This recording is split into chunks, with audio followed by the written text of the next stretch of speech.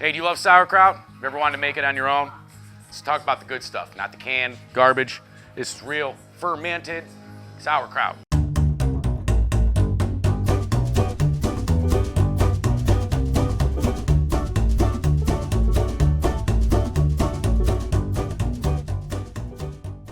Hello again. You're here with Domesticated Hillbilly. Today I'm going to show you how to make sauerkraut.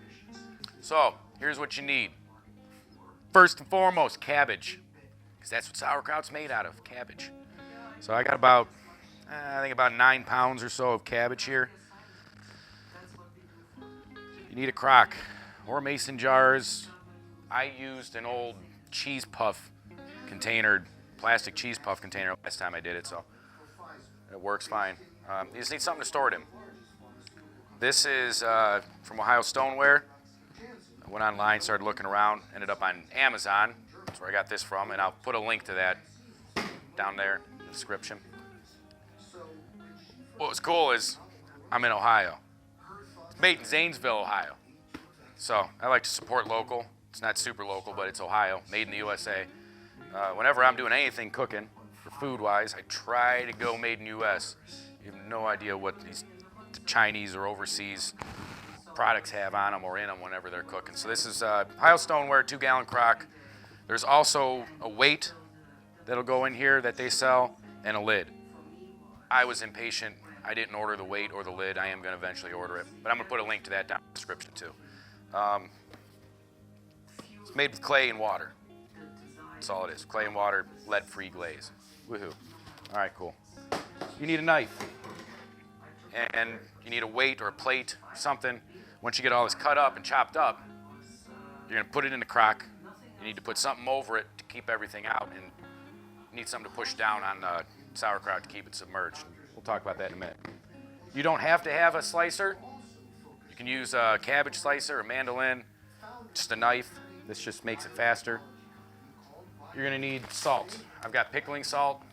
You don't have to use pickling salt.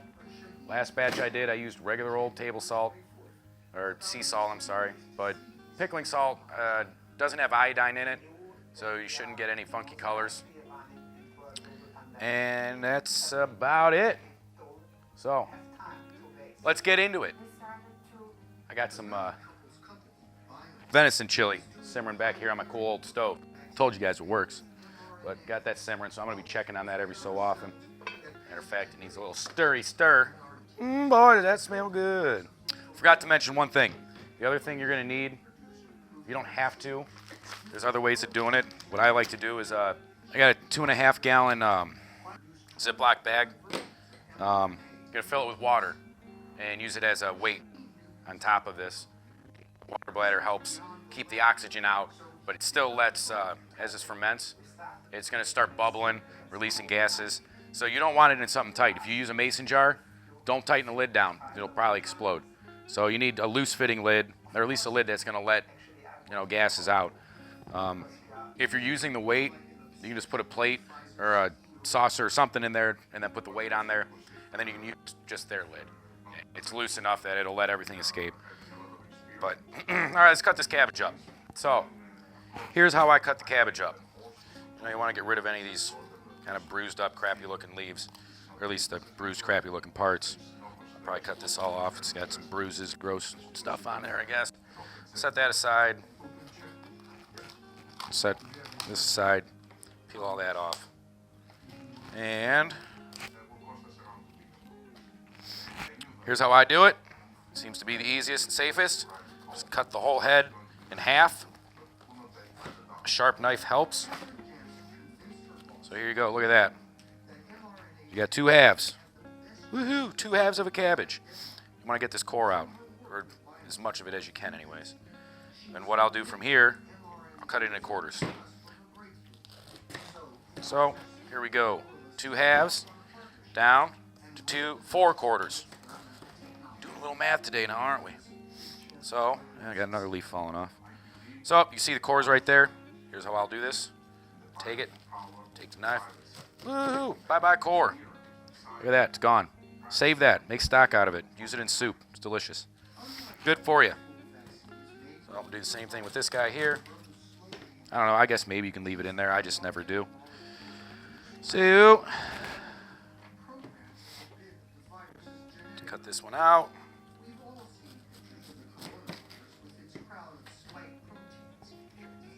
Yeah, I will hang on to these. I'm always making some kind of soup out here in the garage. And throw that in there. Adds a little flavor, softens up, cook it, eat it. Throw this in a pot with some smoked neck bones. A little bit of tomato sauce, tomato juice, tomato soup, tomato anything. Some beef, some barley. Let that simmer for a while. Got yourself some delicious soup. Some delicious vegetable beef barley soup. Shut up, phone. I'm doing something here. This venison chili, it's got some venison sausage I got from my buddy Bob, who might stop over tonight. I don't know if he is or not. But, gotta say, I think he said Smoking Teas out in Andover. I'm gonna tell you, it's some of the best freaking Italian sausage I've had, whether it's venison or not. It's just some really good sausage. So, let's get back to the sauerkraut. We're not doing a sausage or a chili show. We're doing a sauerkraut show. All right, second verse, same as the first. Let's get these over here.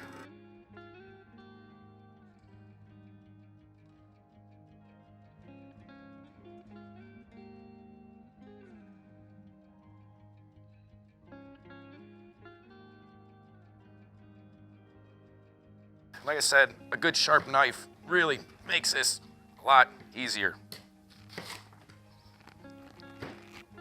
This is my wife's super cool, beautiful Pioneer Woman knife set. I don't like them. They're cheap, but they're pretty and they look nice in the kitchen, don't they? We're going to save this for later. I'll screw around with that at a different point. I might even just keep this for soup. Maybe I'll make like a cabbage, stuffed cabbage soup or something like that. So we'll take all this. We're just gonna set all this aside. Oh boy, chili's simmering along quite nicely. Browns are playing tonight. Go Browns. We got our cabbage quartered. We got our odds end pieces that you can chop all that up. I mean, not the stems, I wouldn't. You're not going to get very good krauty kraut out of that, but you can take those leaves, chop them all up, do that, throw it all in there too. But we got this far. So here's what we're going to do. We're going to get this set to the right thickness you want. You've all eaten sauerkraut. You know about what size it should be. Quarter inch, maybe, eighth inch, kind of personal preference. I like it bigger. I like it a little thicker. And personal preference. So let's get the GoPro over here. Get the camera up so you can kind of see it cutting as I'm cutting it. All right. So, here's what we're going to do. We're going to get our blade set. We're going to start somewhere in there. See what that looks like. Let's get this turned on. If I can remember how to turn it on. Make sure you use your guard. You always want to use your pushing guard. I mean, not necessarily start off with, because the piece is going to be a little bit big. But you start getting towards the end there.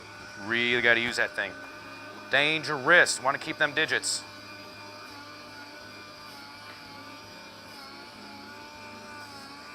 All right, what are we looking like here? It's not bad. Let's cut a little more off and kind of see what we're looking at here.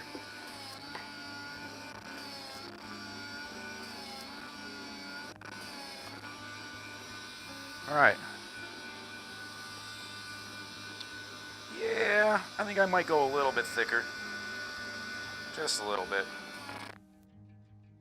What do we got there? See, that looks about right to me.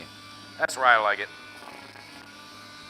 Somewhere in here, kind of see the thickness there. About like that. That's about a quarter inch probably. Something like that. So, we're just gonna cut away. And I think I'm gonna have to oil up my slide here. The only thing that sucks about this little wearing food slicer, that's just a little kitchen grade food slicer. You gotta, and it's really not just that one. I've used big commercial ones too, and they're the same way. You gotta keep that slide lubed up. You can use Pam. I got some olive oil out here. I'll just wipe that on there a little bit. Help keep everything moving smoothly. Oil rub. Uh-oh. Uh-oh. Here we go. So last time I made sauerkraut, about 2 months ago, and that's kind of what you want to do. The last batch went about 2 months, but once you get all this done, you know, you're gonna taste it, check it, check it, taste it. But 2 months, it's about right.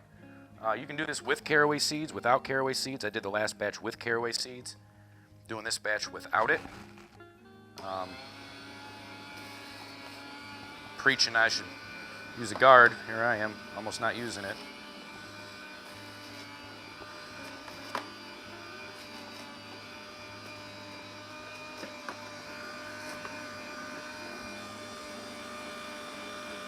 This old slicer's kind of been through the ringer.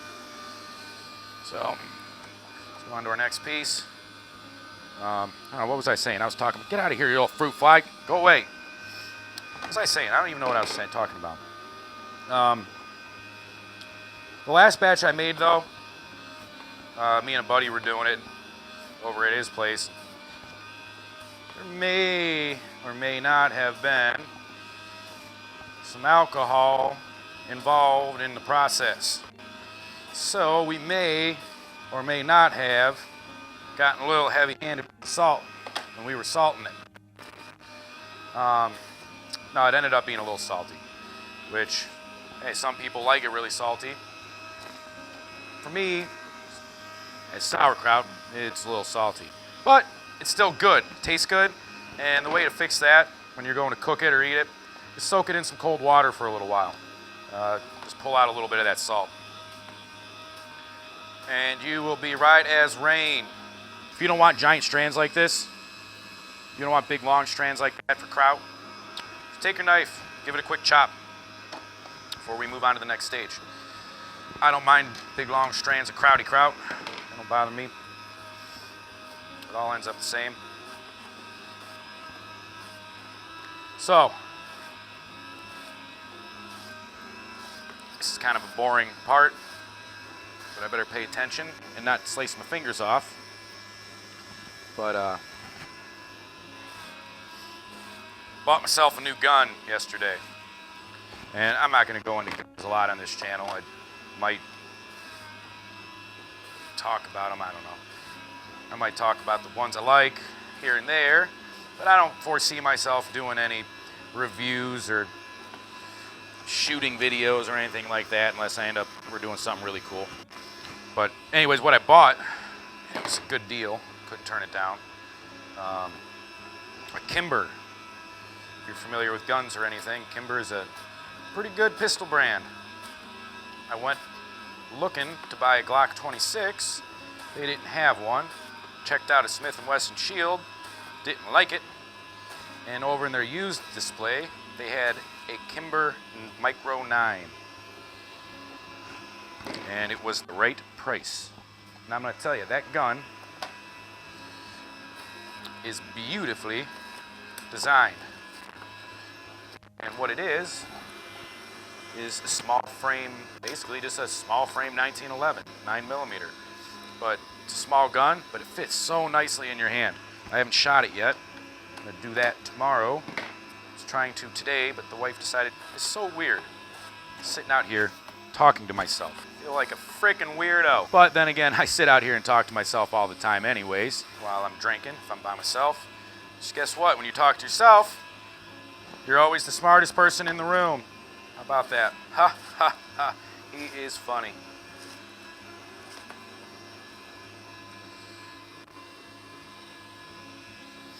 I'll set that there.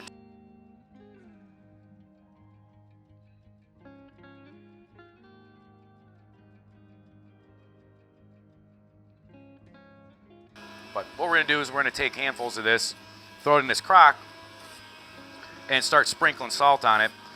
And you can use a stick or a masher or something to kind of beat it. Just beat it.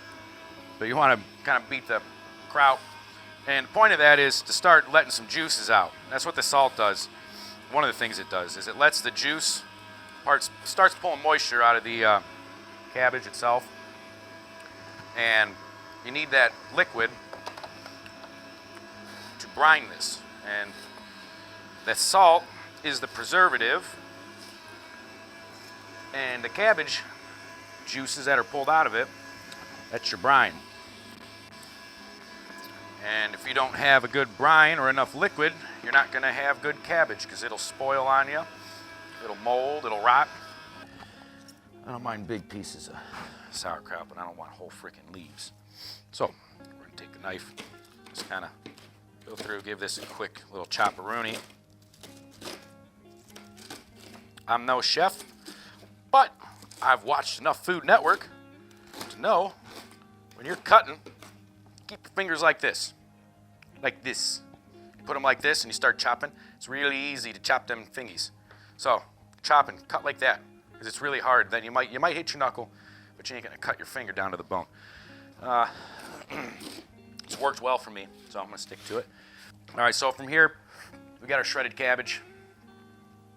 Now we're going to start crocking it. I'm going to wear some gloves. You don't need to. The only reason I'm going to wear gloves is because I've been bouncing back and forth between a wood stove and chili, and we're really going to start digging our hands in here. And I don't want to contaminate it with any meat or beans or anything like that. So let's move on over here. And what we're going to do now is we are going to start taking our cabbage, which is right here. That big piece. Let's cut that guy up real quick. This is the time to go through, and you see something you don't like, fix it. I don't really like leaves of sauerkraut. Good enough. All right, so what we're going to do is quarter cup of salt. I said this is pickling salt. You don't have to use pickling salt. This is actually going to be the first time I'm trying pickling salt. Someone told me to do that, so we're going to try it. You're better off over-salting it than under-salting it. If you don't have enough salt, you're not going to get this fermenting to work right. You'll end up with rotting cabbage. That's not going to be too tasty. So what the salt does, from my understanding, I'm no scientist or biologist or anything like that, it pulls the moisture out and creates a brine. And that brine creates an anaerobic environment for this sauerkraut to start krauting. And you don't want oxygen in there. That's what's going to start screwing things up. You get oxygen in here in this liquid or in here mixed in with that, it's going to start rotting. It's not going to work. You're going to get mold. And you'll know it. It's going to smell terrible. It's going to look bad. You'll see mold growing on it. There's an enzyme or some probiotic or whatever it is that starts this fermenting process, same as like pickles. It creates like a vinegary, acidic environment for this bacteria or whatever it is, the good bacteria, the good gut bacteria, to start this fermenting process. So you need the salt. If you don't have enough salt, you're not going to have a good environment for this bacteria to start growing. Yeah, it's awful scientific, isn't it? Grab yourself a handful of cabbage, sprinkle in a little bit of salt. And what makes this easier is if you do have something to kind of smash this with or punch it, just a stick. If you have a, what do you call it? A meat hammer.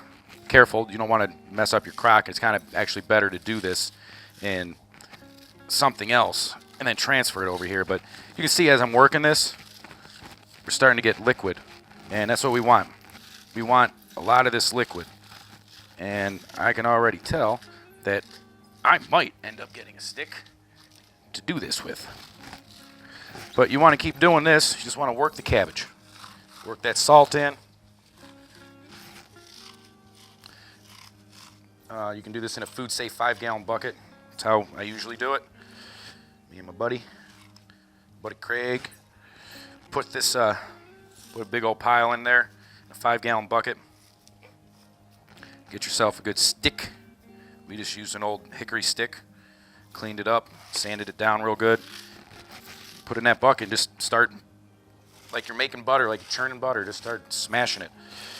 And you can see how it starts changing color already. Just a little bit of salt.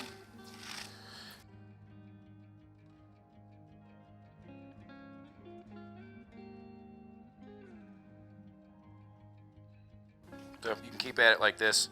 I think I'm gonna grab me a stick, start doing it, because my hands are getting tired. But you can definitely do it by hand. Absolutely do that by hand. It's just a lot of work. Get back at it. Yeah. I'm just gonna come in here and just pound this down a little bit. Like I said, you can do this by hand. Just takes longer. It's more work. I was gonna attempt it, and I changed my mind. Because you know what? This is a lot easier.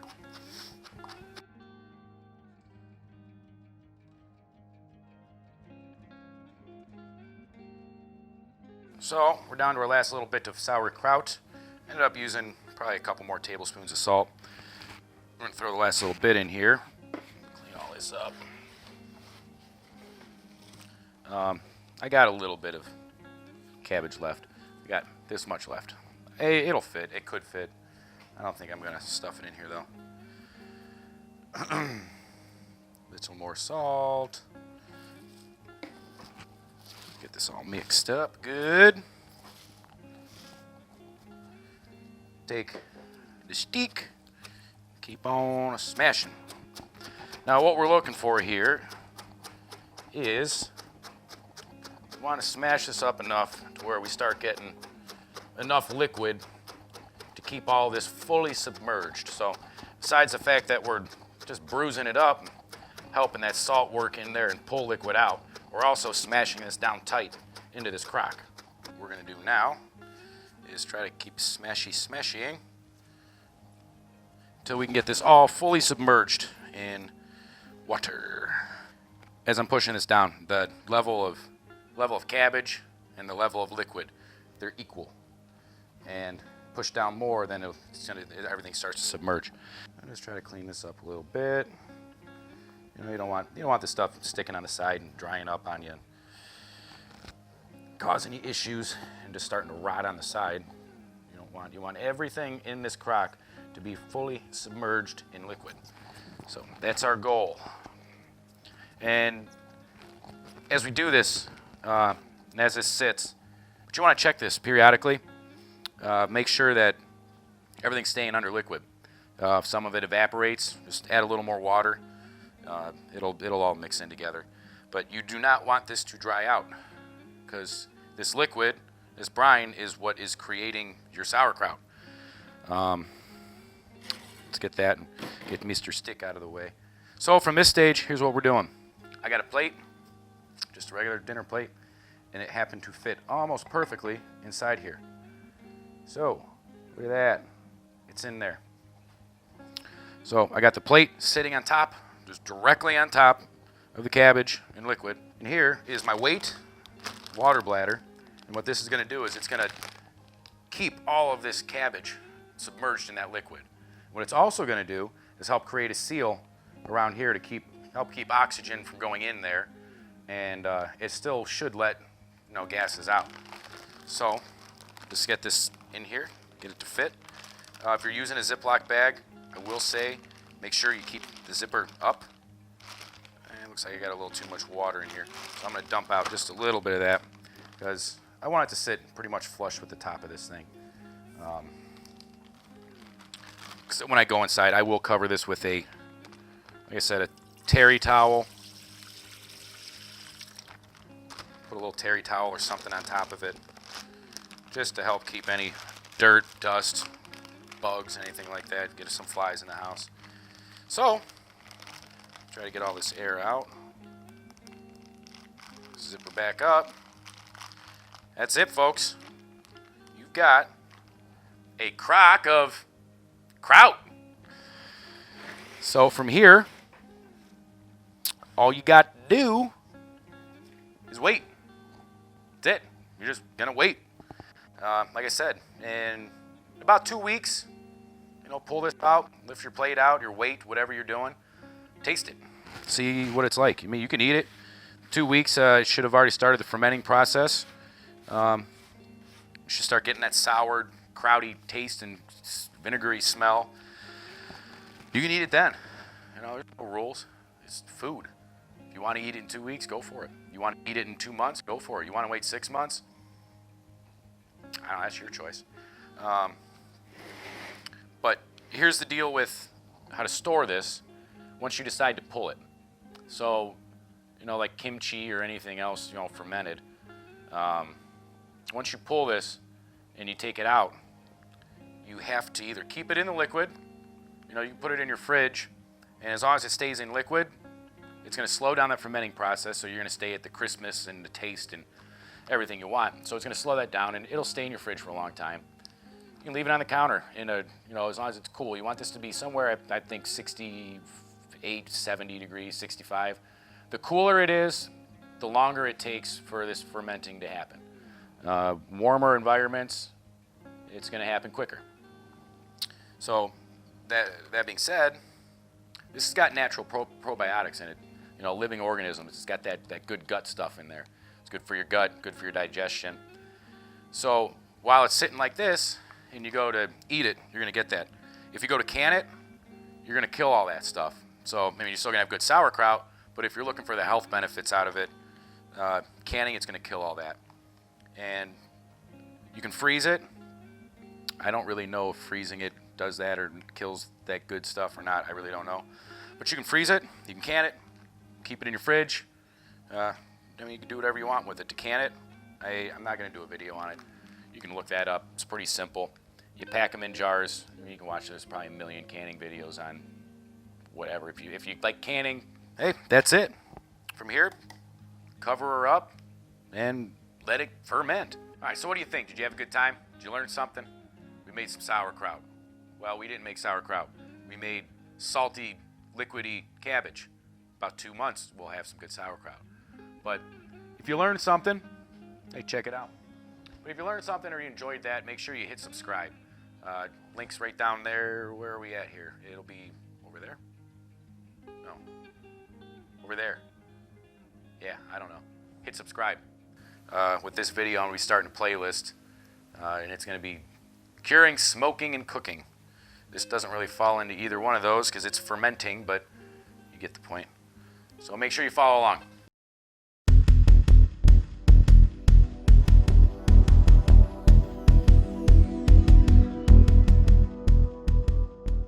Hey, brother, hey, won't you light my candle? Cause my mama's so hard to handle. Now, boom, boom, boom, boom, boom, boom. You know what? I got this stupid sound of the TV on. What am I doing? If you ever wanted to learn how to make it. Hey, I forgot to mention, one of the other things you need when you're making sauerkraut, beer. You need beer. Anytime you're in the garage, you need beer. It's good for you. I feel like a weirdo out here in the garage talking to myself. I'm not though, am I? Because I'm talking to YouTube.